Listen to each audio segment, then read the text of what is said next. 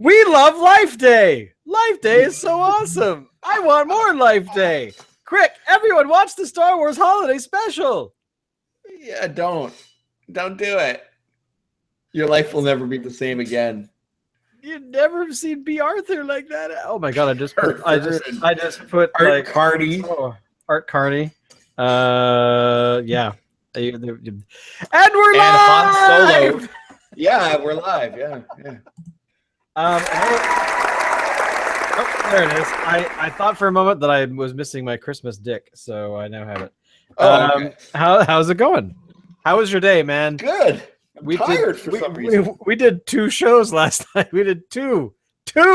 Yeah, we did. So we recorded for like an hour and a bit. But today we're only doing one. We're only doing one today.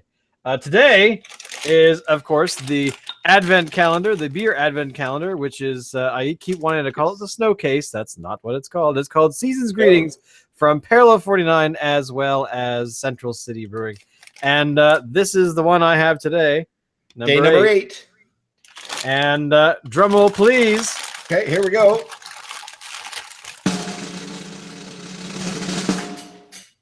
Oop, that's the top of the bottle. It is just a second. There we go.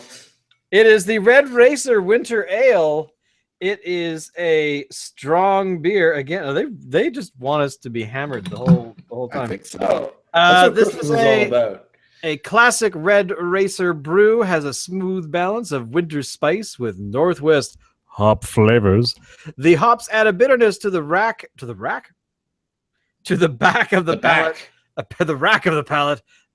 palate, while the winter spices are reminiscent of your favorite holiday treat. Which, of course, what is your favorite holiday treat, Alan? Out of all the years of Christmases that you've had, what is the one go-to treat that you cannot do without? To say almond roca. Almond roca, really? Like that's the hard candy, right? The kind of like the yeah. Okay, it's so good. Nice. I'm opening my bottle, by the way. I'm going to do my pour. Okay. What's your favorite treat? My favorite treat, I think, have to have.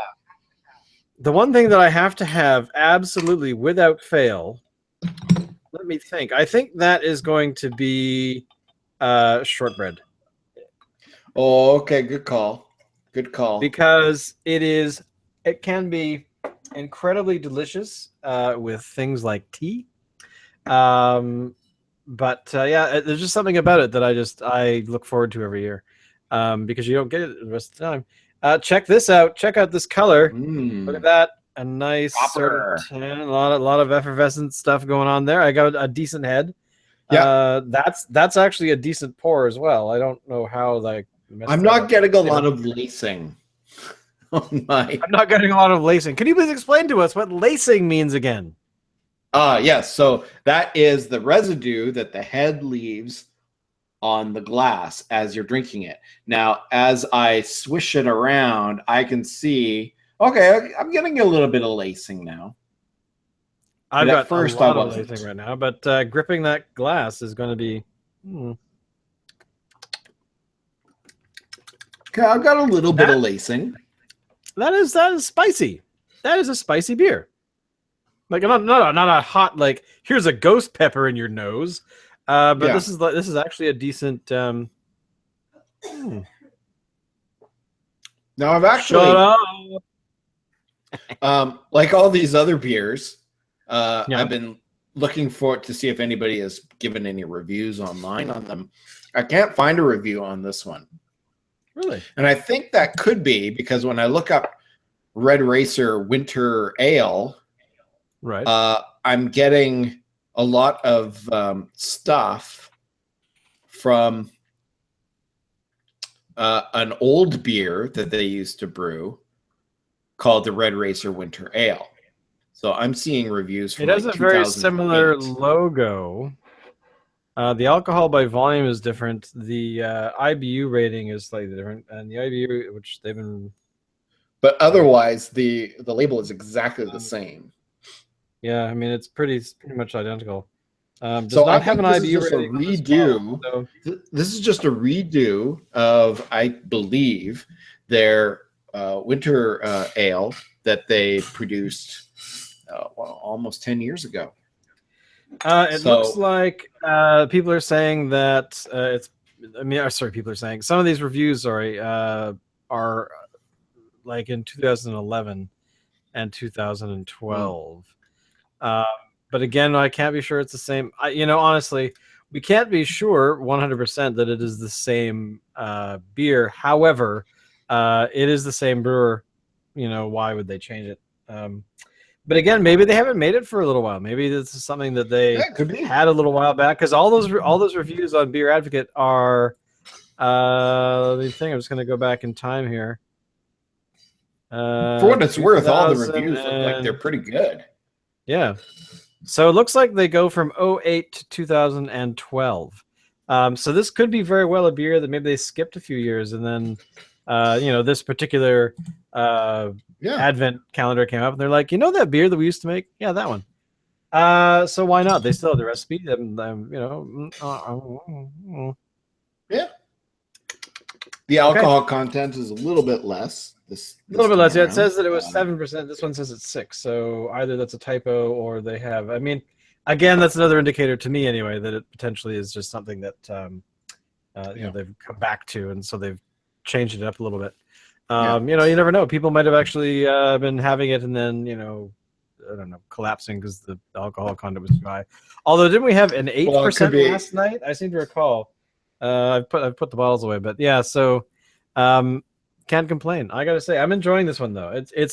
It's different enough that it's not a sweet beer like the Granville Island Winter Ale is sort of a it has a sweet finish to it. It's kind of like candy canes, not quite, but something like that. This one, this is kind of like spices you'd have in like a pie around this time of year. Some sort of sweet pie, but it has some nutmeg and things like that in it that changes it up a little bit. Can't complain. Can't complain at all. It's good. I like it. A thumbs up on that one. So this beer is very good. It's Central City, which is a brewery we like. But also a very important question today. Very important question today.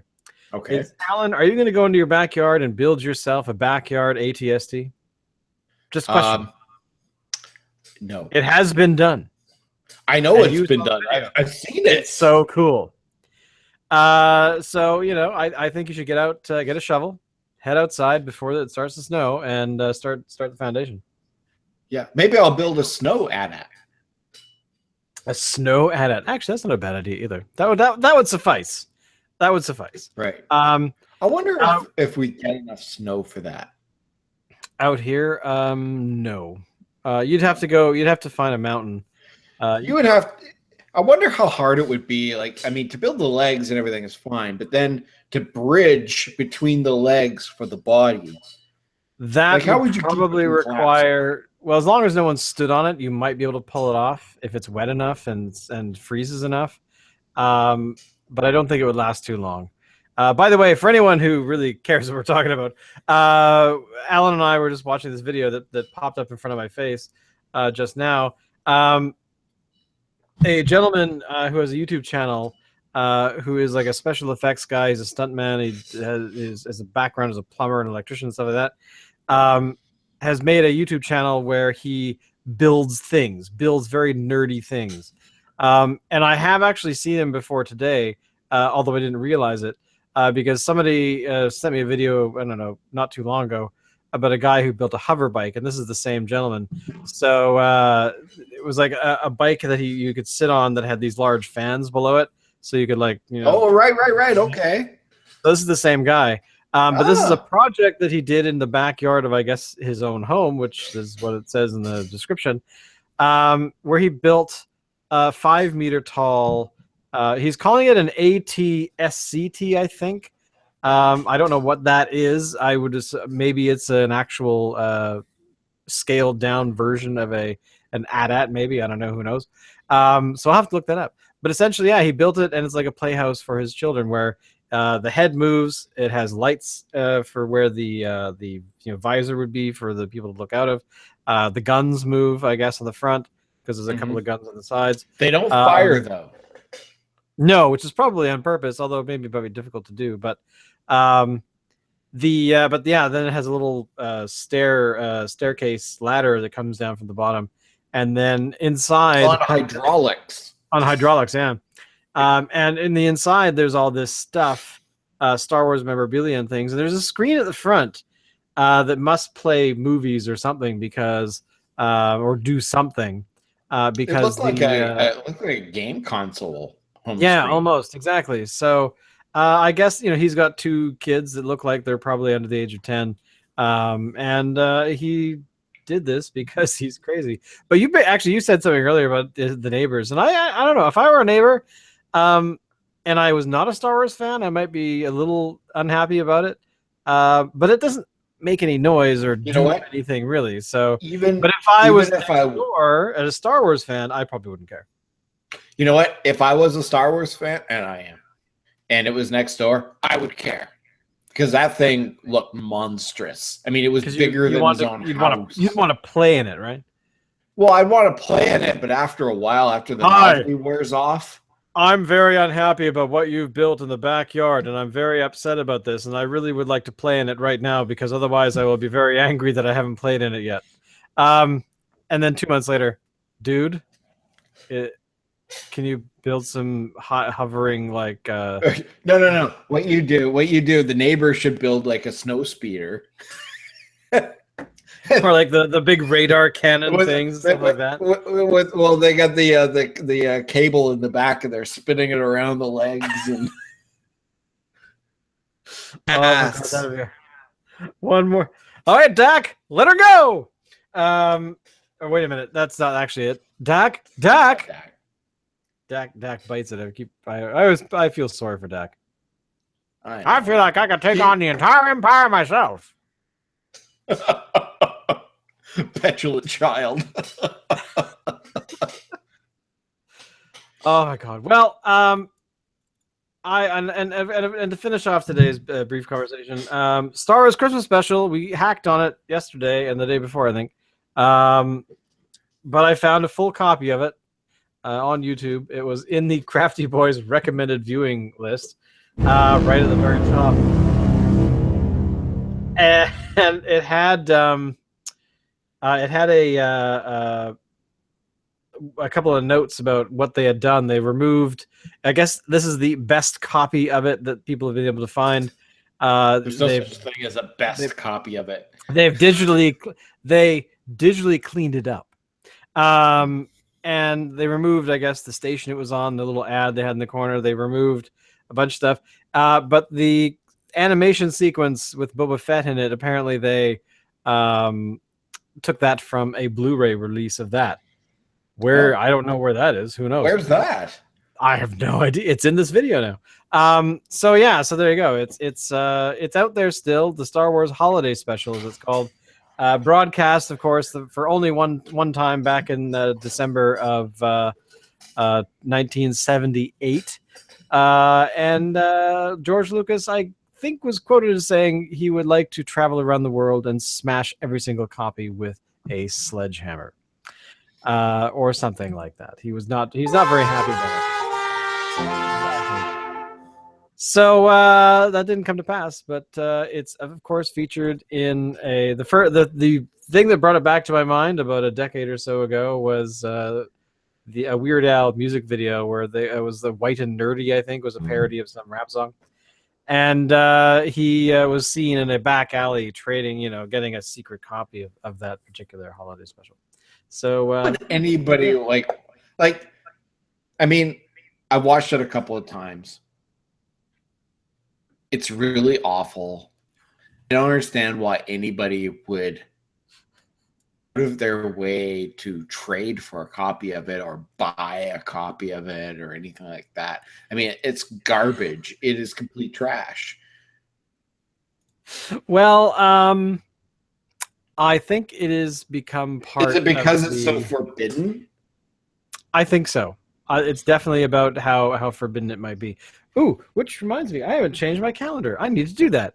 I'm still looking at Kylo Ren in November. I don't. What is my December? Shane, you stopped and you were like, "Oh my god, I didn't change." And you looked down, and I thought you were going to see your underwear, and I'm like, "Oh my god, my underwear has a what am I? This looks like 1978 underwear." The last remaining threads of 1978 underwear. Ew. What a horrible thought. On that note, we'll see you guys tomorrow for day 9 of the Advent calendar. And until then, I'm going to go put on some new non-1978 underwear. Yeah.